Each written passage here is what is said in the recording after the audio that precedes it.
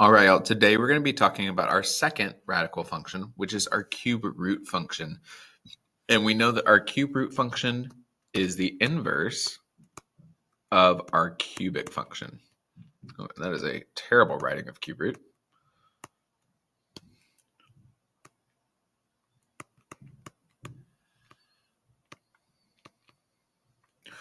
Okay, and we can write it with that cube root. So f of x equals the cube root of x. And let's use our calculator like we did with our square root to kind of discover what this function would look like. So we can go to our TI-84.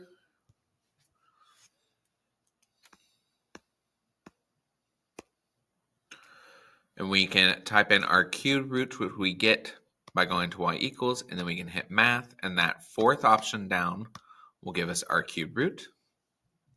And then we can type in x.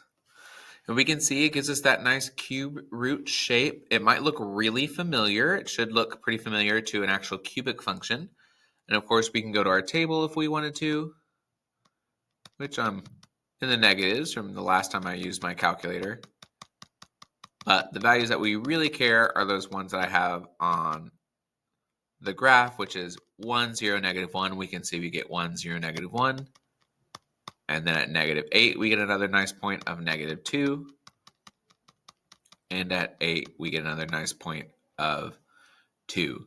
So our cube root function, it comes from a cube root. So that's why each time we can take a cube root of a number, or because it's a perfect cube, we're going to get a nice y value out. So 1's cube root is 1, 8's cube root is 2, and so on and so forth. So let's fill in our table really quick. So 0 is 0, cube root of -1 is -1, cube root of -8 is -2. And then same thing for our positives, except they're going to be +1 and +2. And then like we saw on our calculator, we have that point here at 0, 0, 1, 1, -1, -1, 2, 8, and -2, 8.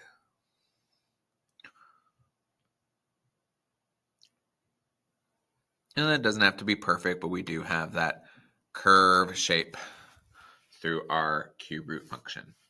If you want it to be a little better and more curvy, we of course can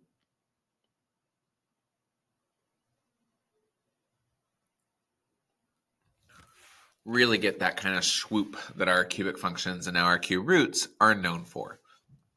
Okay, now let's fill in some of our key information.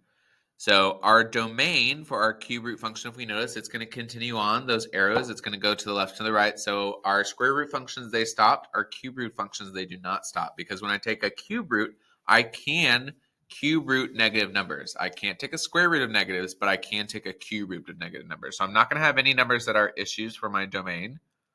So of course we could do set notation as all real numbers. We could do inequality notation as -infinity is less than x, which is less than infinity. Or of course we could do interval notation, which would just be our -infinity to infinity. Okay, and we want to try and steer towards our all real numbers and our -infinity to infinity as our two values. Okay. Now for our range, it looks fairly flat, so you might think its range doesn't get that far, but slowly but surely as we take the cube root of numbers, we can take the cube root of bigger and bigger numbers in both the positive and negative direction, and we would continue to go up, and we could continue to take our cube root forever. So our range would keep going up to all real numbers, or of course, -infinity is less than y is less than infinity, or of course, -infinity to infinity. Okay, so even though it looks like it flattens out, our cube root function would keep going on forever in the up and down direction. Now, last but not least, y'all, we do have our x and y intercept, and we can clearly see that we go through the origin. So just like our square root function, our parent cube root function is going to go through 0, 0 for both the x-intercept and the y-intercept. But I'm less concerned about x and y-intercept with cube root functions because, frankly, it's going to shift around. I'm not always going to have a nice, pretty x or y-intercept, but I should always have my point of inflection.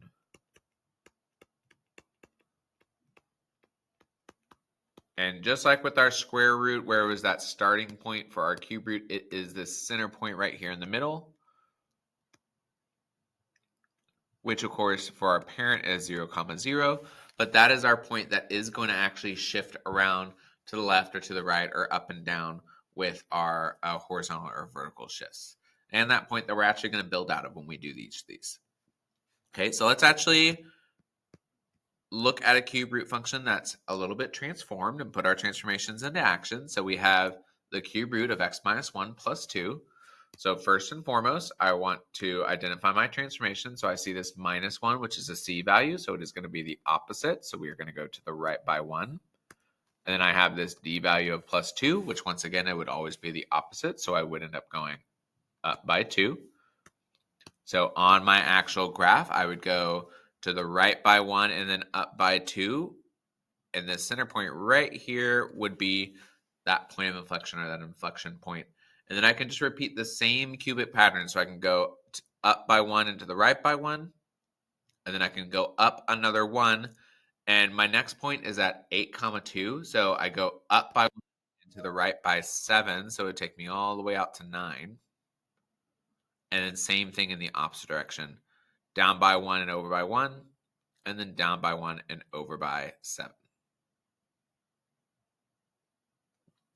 And that should give us our nice cube root shape. Okay. Now, if you're kind of sitting there like, Mr. Starbone, I heard what you said, but I don't feel super comfortable just going straight to the graph with my points. That is totally fine. We can always build out of our original table of values. So our original points were -1, 0, and 1 for both x and y. And we can transform those points. So for my x values, they shift left and right. So I'm adding by 1. So that would give me 0, 1, and 2. And then for my y values, those are shifting up by 2.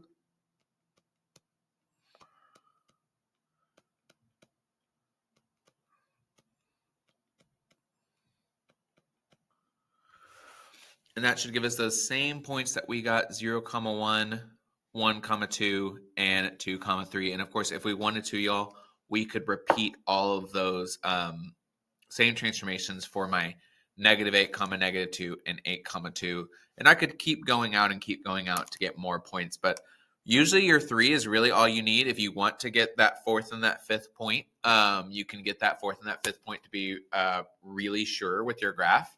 But as long as you kind of have this core 3 points and you have that cube root shape, then I'm going to know that you know what your transformations are. And that's what's really important. Okay, last but not least, let's talk domain, range, x-intercept, and y-intercept. So domain and range was all real numbers. So that's not going to change. Even if we shift everything around, it's still going to be all real numbers. But then for our x-intercept and our y-intercept, our x-intercept shifted. Instead of crossing at 0, now we're crossing here at -7. And then our y-intercept, instead of crossing at 0, we shifted up and we're crossing at +1. So not exactly as straightforward as our x-intercept is just our c value, or our y-intercept is just our d value. They're just going to kind of depend on how our points shift around. So we'll always have to pull them from the graph. We can't just pull them straight out of the equation. But what we can pull out is that inflection point, which is always just going to be our c and our d value. So in this case, our c value is 1, our d value is 2, and so our inflection point is 1, 2. Okay, so fairly straightforward with that inflection point. It's the x and y intercept that we really have to graph and kind of just see where they end up as we transform those points. Okay, now before we try a little bit more transformation practice, y'all, just want to make sure we are on the same page when it comes to our transformation function. So it's that same cube root is our slightly different parent, but A, B, C, and D are in the exact same spots. Our A does give us our vertical stretch or vertical compression, as well as a reflection over X. Our B would give us that horizontal stretch, horizontal compression, or a reflection over Y. C is going to be that left and right. D is going to be that up and down. And then, of course, we always need to remember B and C, because they're inside the function. They're inside that cubed root of x. They are always going to be opposite of how they appear in the actual equation. Okay, let's try a couple more of these together, and I'm going to let you try some on your own. So let's look at A. We have g of x is equal to negative cube root of x plus 4 minus 1. So we want to identify our transformations first. So we have this negative, which means we are going to have a reflection across x because our A value. We have this plus 4, which means our C is negative 4. So we're going to shift to the left by 4. And then we have this negative 1, which means we are going to go down by 1 for our D value. So just like before, I can do my point of inflection first. Okay, so my point of inflection is going to be to the left by 4 and down by 1. So left by 1, 2, 3, 4, down by 1. And I'm going to get that point right there. Okay, and then the only other transformation that has occurred is that I have a reflection across the x-axis. So my reflection across the x-axis means that instead of, like on my standard parent function shape, I go up to the right by 1 and down to the left by 1, I'm just going to do the opposite. So I'm going to go up and to the left by 1 and down and to the right by 1. Okay, and then from there, I would just repeat that same pattern. So down another one, but then I'm going to go by 7. So 1, 2, 3, 4, 5, 6, 7. And then up and to the left by 7. So 1, 2, 3, 4, 5, 6, 7. And that should give us our nice cubic shape that has been shifted to the left by 4, down by 1, and reflected across the x-axis. So that curve is just now going in that opposite direction. Okay, and once again, y'all, if you are not comfortable doing the point straight on the graph, you of course can use the table. An important thing to note in our table is that we do always multiply first and then do our addition or subtraction. So as an example, our -1 and our -1 for our A and our D value, those are both going to affect our Y values. So I'm just going to transform the Y values in our table. So for our original function, our Y values are -2, -1, 0, 1, and 2. So the first thing I would do if I wanted to transform the points is I was multiply everything by my A value. So I'm going to multiply everything by -1.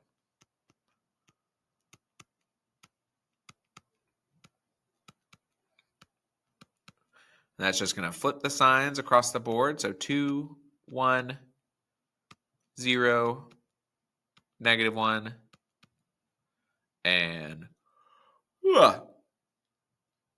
-2. Then I add or subtract my D value. My D value is a -1, so I'm going to -1 to everything,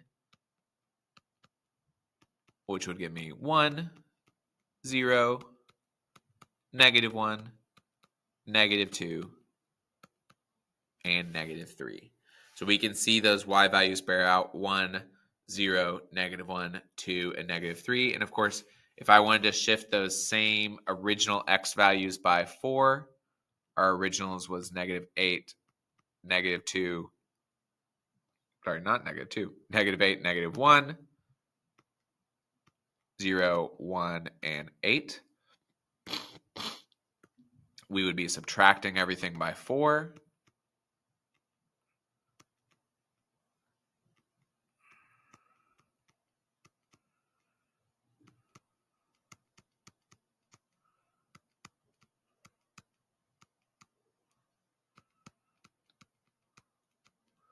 And so we should see those same points, -12, -1, -5, 0, -4, -1, -3, -2, and 4, -3.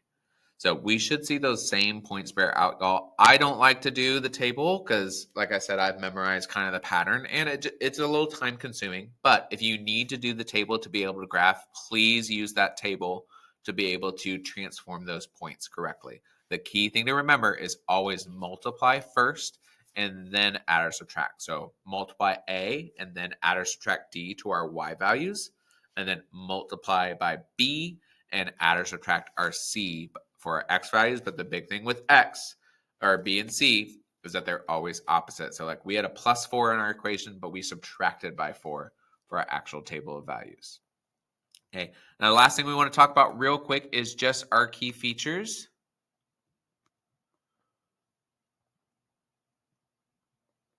I'm going to get this table out of the way so we can actually graph some other functions.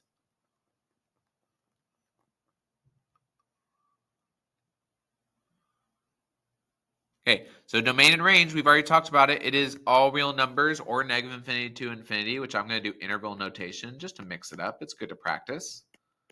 It is never going to change no matter what my transformations are. But then my inflection point is going to shift for my transformation. So in this case, I went to the left by 4 and down by 1. So my new point of inflection would be -4 and then -1. So relatively straightforward.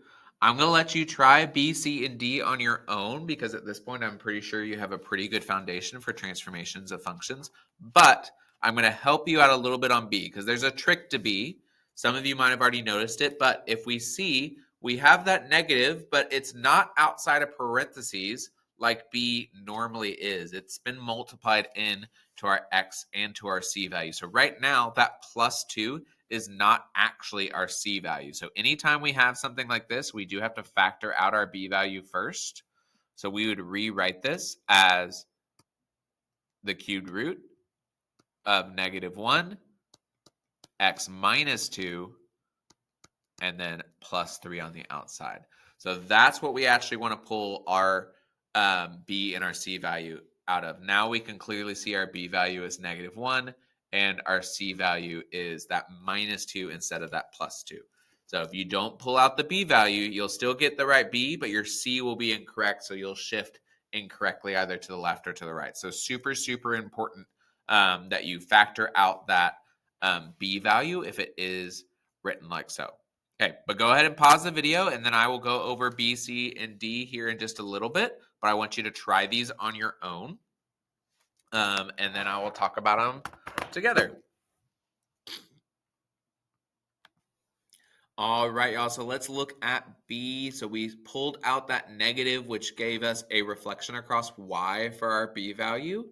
At -2 on the inside of the parentheses would shift us to the right by 2. And then that +3 on the outside would shift us up by 3. So for our new point, our inflection point, we would go to the right by 2 and up by 3. So we get the point 2, 3. And then that reflection across Y, just like our reflection across X, is going to switch that pattern. But what's weird is because of the symmetry of our cube root function, I want you to see whether I reflect across X or reflect across Y, my cube root function is going to look identical. Now that wasn't true for our square root because our square root was not a symmetrical function, but cube root, just like cubic, is a symmetrical function. So when I reflect across X or reflect across Y, it's going to look exactly the same. But we want to make sure if it's a negative on the outside that we're identifying as a reflection across X, and if it's a negative on the inside that we are correctly identifying as a reflection across Y. And then of course our domain and range is all real numbers with that inflection point of 2, 3. Last but not least, y'all, let's look at C and D down at the bottom. So on C, we have an A value of 3, so a vertical stretch of 3, and a D value of -6. So we're going to go down by 6. So we shift that inflection point down to 0, -6. And then our vertical stretch means we're still going to go to the left and right by 1, but we're going to stretch out vertically by a factor of 3 instead of by a factor of 1. So up by 3 to the right, 1, down by 3 to the left by 1. And that would give us our nice points. And then I can kind of just follow that general shape for the rest of my qubit functions. If I wanted to keep going, I would go by the same x distance. So I'd go another 7 for my x values to 8. But I would have to go up by 3 instead of just by 1. So my next point to the right would be 8, 0. And down bottom, it would be -8, -12. So We don't really have to graph the whole thing. What I'm really looking for, like I said, y'all, is that you're graphing that core group of 3 points in the middle, because if you get those 3 points correct, then I'm going to be able to tell that you've correctly done all of our transformations. All right, last but not least would be our D, which we have a negative out front, which is again going to cause a reflection across X. But then that 2 on the inside is a B value, which means it's going to be a horizontal stretch or compression. In this case, it is a compression because it's always opposite. So even though it's times 2, it's actually like I'm compressing it by a half. So here I only went out by a half instead of by 1 for my point. So up and down by 1, but only over by about a half. So it's looking a little squished, but of course, a horizontal compression also kind of looks like a vertical stretch. So that's why, even though I've compressed it horizontally, it actually looks like it's actually vertically stretched at the same time. But just like I mentioned with our reflections, we want to make sure that we correctly denote it as a horizontal compression, even though it's going to look like a vertical stretch. The A's and B's, they are different. And they affect the graph in different ways, but they're going to show up on the graph sometimes in similar ways. And then, of course, this one had no C or D, so our inflection point stayed at 0, 0. Okay, very last page, y'all. We did this with our square root functions. I want you to write some cube root functions, so you're identifying what those transformations should be from verbal representations on example 3. Okay, my hint to you is that one of them actually has 2 different ways that you can write the equation. So I want you to try example 3 on your own and be on the lookout for the function that has 2 different correct answers for the equation. So go ahead and pause me once again. All right, y'all. So our A and B, relatively straightforward on A. We're translating to the left by 7 and down by 9. So that's going to be a plus 7 for our C value and a minus 9 for our D value. Remember, C is always that opposite. Then on B, we're reflecting across the y-axis. So that's a negative B value. And then translate 17 units to the right. So I need to write that as a minus 17 because I always want C to be opposite. And notice that I did have to add the parentheses in to separate my B value and my C value. You could technically write this as the cube root of negative x plus 17. That would also be correct, but there's not really a need to. I like to keep them separated. Hey, then on C and D, y'all, on C, we have shifted to the left by 4 and up by 4, but we do not have any kind of stretch on that one. So just a shift to the left. So plus 4, because C is always opposite, and then plus 4 on the end for that shift up by 4.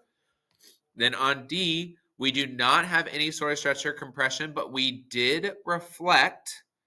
Okay, but when I'm just looking at it graphically, because a reflection across X or a reflection across Y looks exactly the same, there's no way for me to determine whether this is a value that should be negative or a B value that should be negative. So if you put your negative on the outside or if you put your negative on the inside, both of those equations would graph this exact same function for n of x. Okay, so that's the one that you could give me 2 correct answers and either one of them would be correct. And then, of course, we did shift to the right by 2 and down by 1. And then last but not least, y'all, E, we shifted to the left by 6 and up by 1. So plus 6 for our C value and plus 1 for our D value. And then last but not least, F, similar to A and B, reflection across Y, so a negative B value. To the left by 12, so plus 12, and then up by 20, so plus 20 for our D value.